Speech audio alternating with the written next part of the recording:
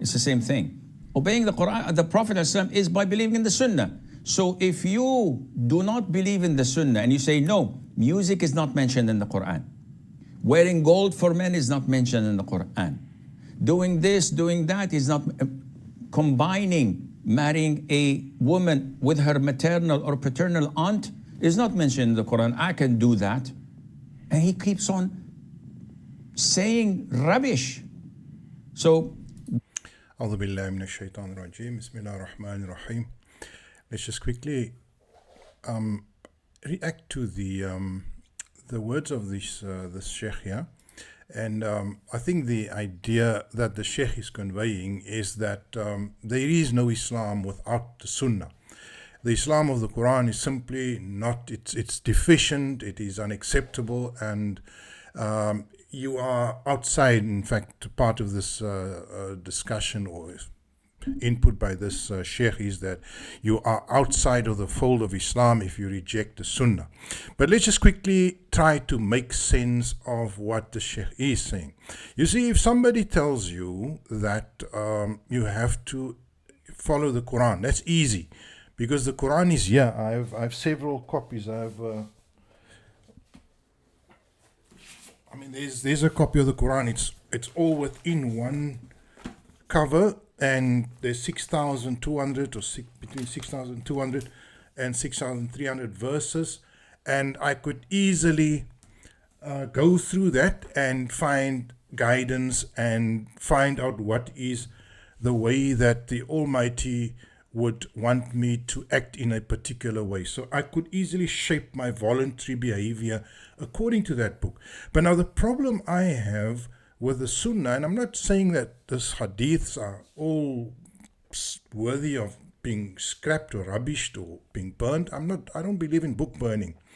But I have a problem with saying that to be a Muslim you need to accept hadiths or Sunnah if you can sort of make the connection. Because look at this. This is what happens if I want to follow hadith. Let me show you.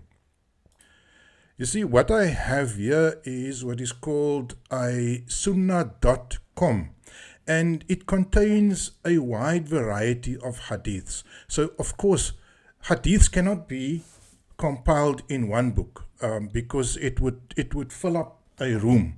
So this whole bookshelf here would be insufficient. In fact, I had at one stage 28 sets of hadiths, and they include Mustadrak al-Hakim, Bayhaqi, besides the Sihah Sita. And if you think there are only 6, you are very, very mistaken, because there are actually much more than 6 compilations.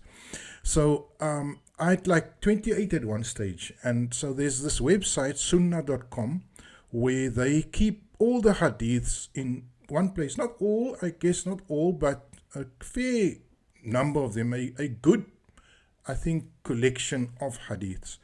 And I just want to show you the problem that we have with saying that Islam is, you can't follow Islam without hadith.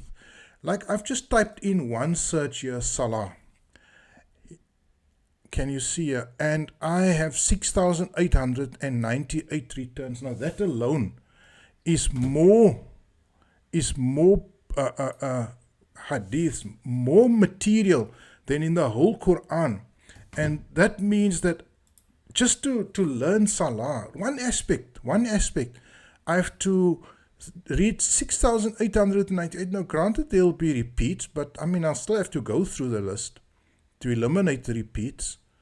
And what you'll find is that weaker hadith, stronger hadith, and the website sunnah.com contains all these books, right? So let's say I want to look at, let's say I want to look at wudu. I don't know if wudu will be in here, but let's just quickly try and see. There's 1,486 hadiths. You must remember, in the Quran there's one verse. There's one verse about wudu. Now there's 1,486 hadiths. In total, I don't know how many hadiths are there in the sunnah.com, but I have a suspicion there could be 500,000 hadiths in here. I mean, it's a lot. Sunnah.com, it has a lot. So what am I saying? I'm saying that to tell somebody to follow the Qur'an is very easy, but to tell somebody to follow the Qur'an and hadith, you're making Islam difficult, you're making Islam almost impossible. How many people can read all these hadiths? And some of them are contradictory. We must remember that some of the hadiths will state that you should hold your hands on your stomach when you pray. Some of them will state you must let your hands hang on the side.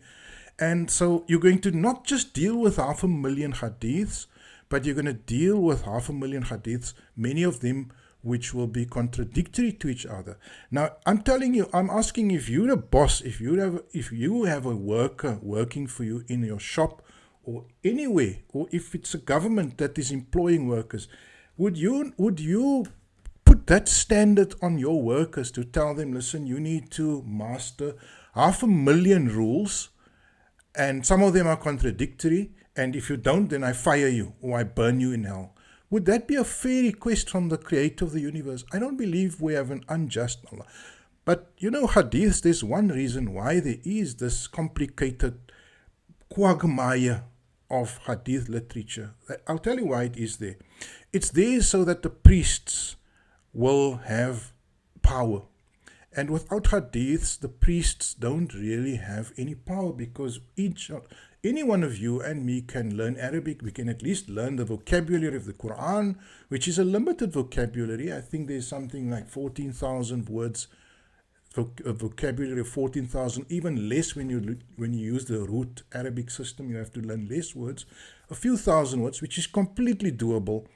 So why don't we just say we learn Arabic and we make this the rule? And in addition to the Quran, I'm not saying only the Quran, in addition to the Quran, we use what if we can't find an answer in the Quran, we use what is in our mutual interest. We use what makes sense. Like there's no traffic laws in the Quran, but we've got order on the roads. People don't drive. We've created a set of rules for the road. I mean, it doesn't mean that every single law must be based in the Quran. So we can make our traffic laws from the Quran. We can have our employment law from the Quran. We can have our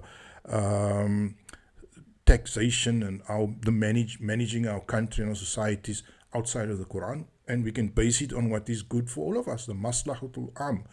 And so I just think this the assertion that you have to follow hadith to be a Muslim, it's nonsensical, and it's clearly an attempt of Satan or Shaitan to weaken and to dilute our commitment to Islam. Because if you feel powerless, you're going to abandon it. And people feel powerless in terms of being able to subscribe to that impossible standard which hadith is giving to them.